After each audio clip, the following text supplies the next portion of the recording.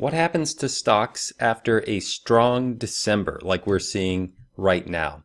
This is Andrew Faldy with Forma Financial, and this is your market update for the week ending December 20th, 2019. And here's what we're going to cover. We're going to talk about what normally happens in January after a strong December. And what we're going to do is look at what happens most months, what happens most Januaries, and then what specifically happens in Januaries after a strong December or just a positive December. All right. Then we'll take a look at which stocks and sectors are struggling to keep up with the market right now. And we'll also look at which ones are leading the market. Okay. Then I'll share with you a couple of updates going on at Forma Financial and looking into 2020.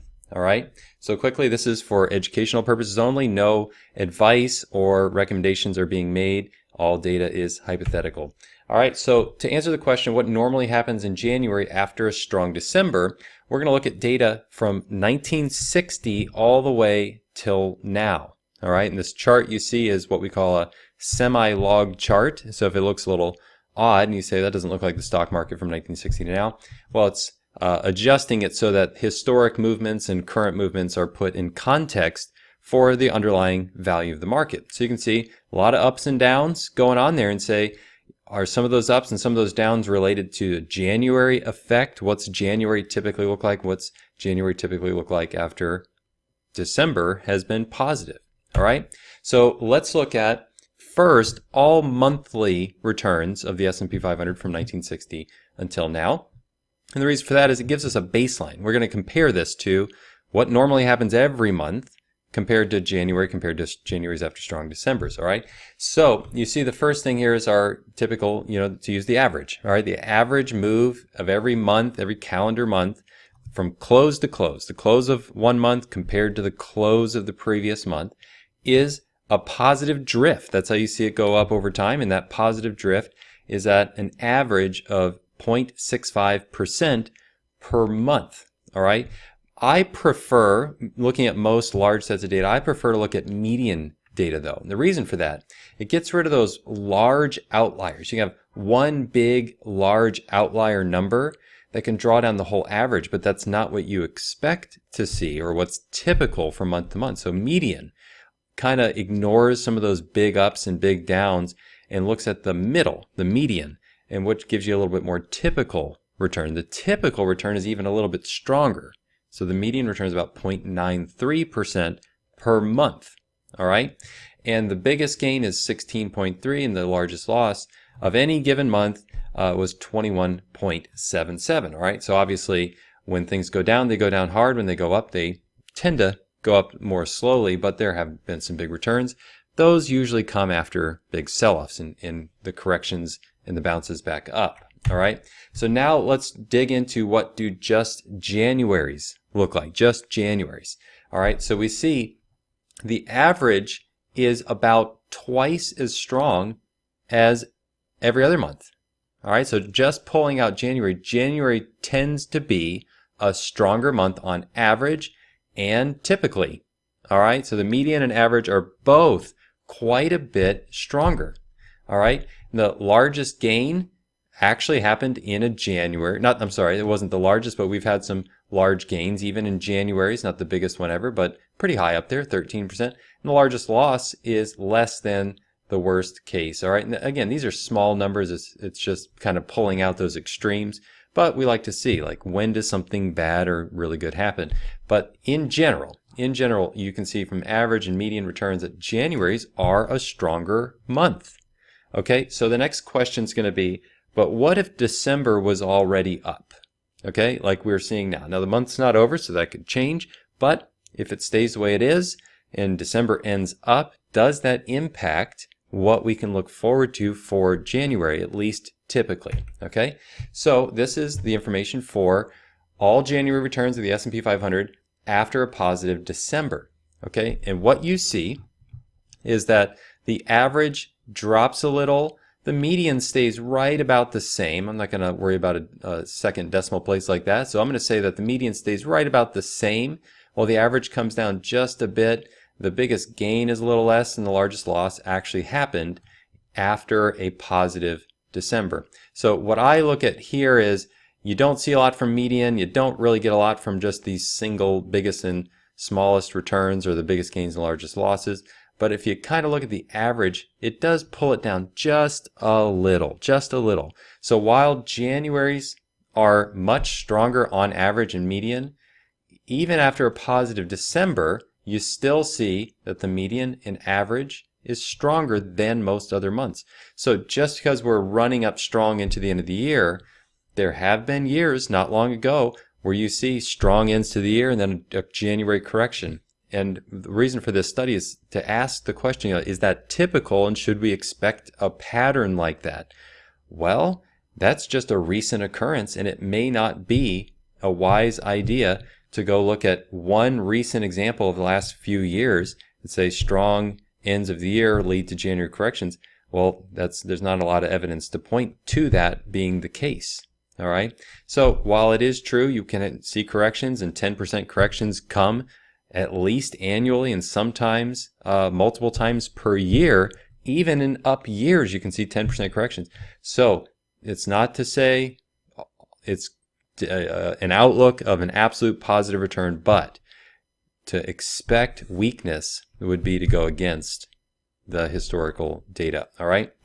So if you're a member of our community, you can get the workbook that has all the data for every single month for the S&P 500, 1960 to now, plus all the formulas and the breakdowns and the table that has these data points in it, and you can take that and dissect it for yourself and take a look at that. So if you're a member, you log in, go to the dashboard, group mentoring, and go into the archive, or you can go directly to that link. If you're a member, you'll be able to get to that. It's formafinancial.com/DEC, December 20th, 19. It looks like 2019, but it's also the 20th of 2019. So DEC 2019, that'll take you straight there. All right.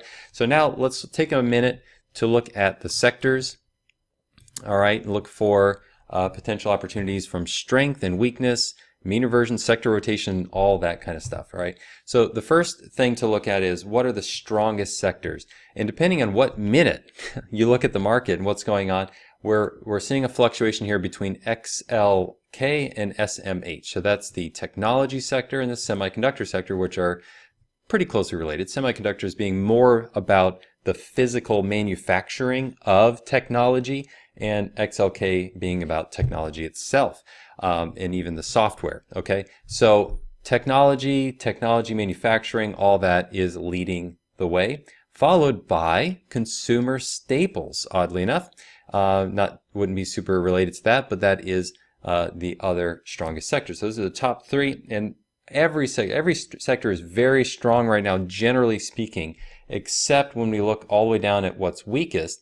And it's hard to say that this is weak, but the industrials are a little weaker, and energy really is maintaining its weakness, although a little bit of holding up recently, kind of following into the drift of the market.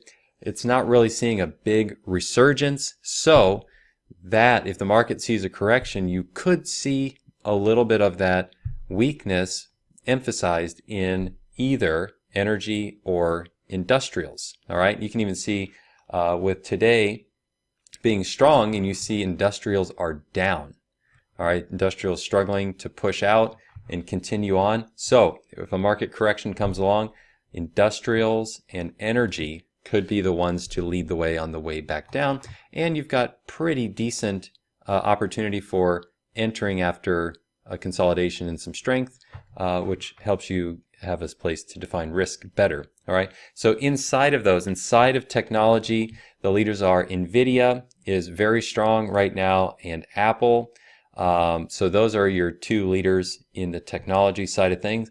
And then in semiconductors, actually NVIDIA's kind of double on that, but AMD and NVIDIA are kind of leading the charge there in semiconductors. And then over at energy, it's one thing to just kind of look at who's beat down the most, but that to me is a little extended. I think this could be a dangerous way to play weakness in the market, to just go look at the weakest ones. But there are a couple setups in, let me find it here. Yeah, so in Chevron is kind of middle of the pack in the energy holdings. But if things were to really roll over in the market, Chevron, Conoco, and probably ExxonMobil. So those would be some ones that you could see the weakness spill over there. And then the only other one to look at would be, I'm not seeing it here. Here we go. All right, so in the industrial sides of things, the weakest there are Boeing and 3M and even UPS. And so UPS seeing competition and some of their business being siphoned away into Amazon's delivery service, and that being one of the industrials. And if industrial is a little bit weaker and the market could have a correction, then these are some individuals that you could look at.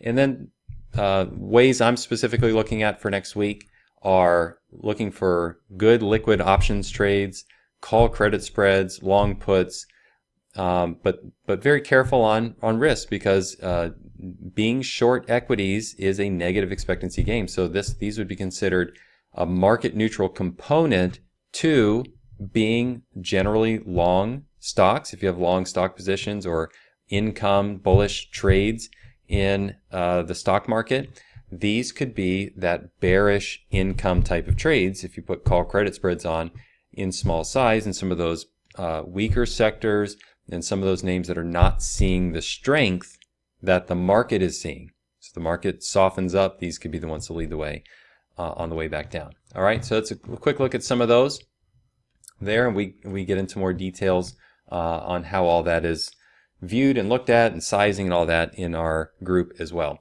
So quickly also news about Forma Financial.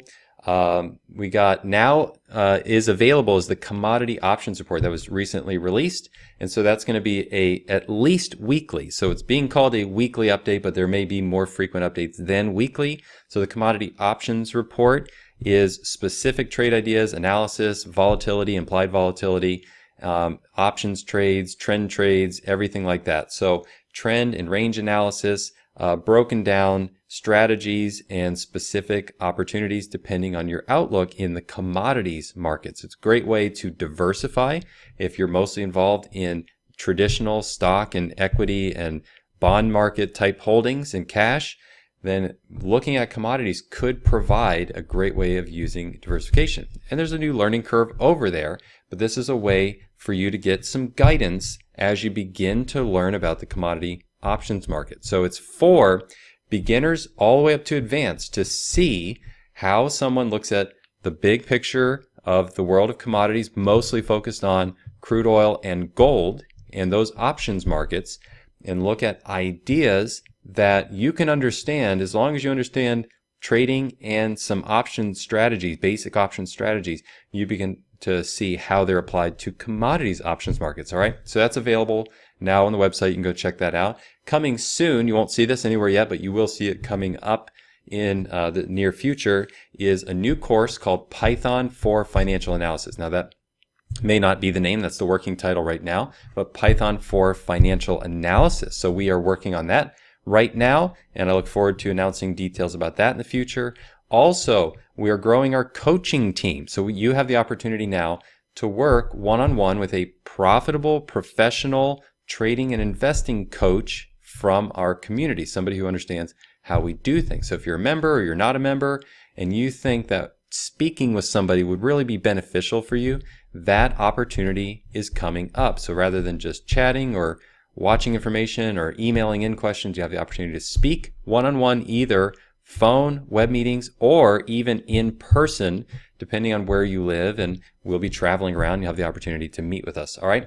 And then also we're updating what has been called the portfolios page. Is now going to be called the models page. We're going to be working on that. We are working on that, developing. It's going to be easier to see everything. It's going to be more condensed, so you can see all of the different trading and investing models, which includes complex options trades, simple options trades, combinations of different trading strategies, as well as investment portfolio management strategies.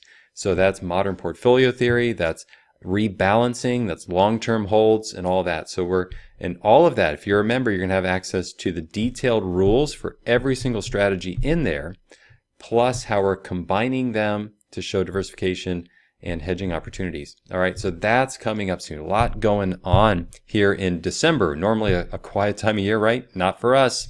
We're gearing up. We got a lot going on, and I look forward to telling you more about that. All right, so for now, if you got an email to tell you about this video, you're already on the list, so you don't need to do this. But if you found this any other way, you can get more updates, free updates from us. Just go to formafinancial.com and sign up for free updates.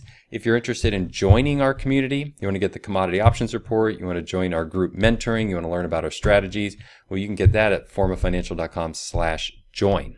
All right, so you go check that out. All right, that's it for this week. We're heading into Christmas time, and we're looking into the new year also. So take this time to make your plans for next year, how you plan to improve, what you're planning to do, and we look forward to being a part of that and helping you accomplish your goals for 2020. All right, so that's it for now, and I'll talk with you later.